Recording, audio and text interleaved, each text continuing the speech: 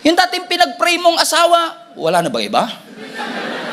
Yung dating trabahong niluhod mo sa Panginoon, I hate this horrible job. I hate this horrible marriage. How many times have we missed the miracle right in front of our eyes because we're so fixated on what we want? We want more. Gusto namin ng mas marami. Kasi masyado nang paulit-ulit yung milagro, trinato na nating routine. But everyday miracles have been taken for granted.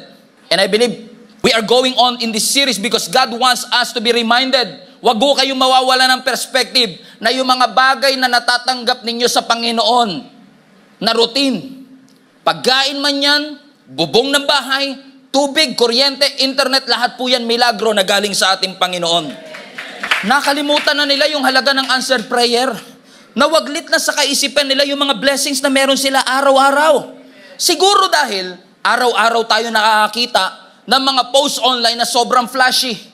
Pag kumain sila, restaurant, wow, grabe. Ako dito, toyo. Pero masarap yun. At pag tinignan mo lifestyle nila, grabe, araw-araw tong kumakain sa restaurant. Every month, nasa ibang bansa. Normal sa kanila, pangarap mo.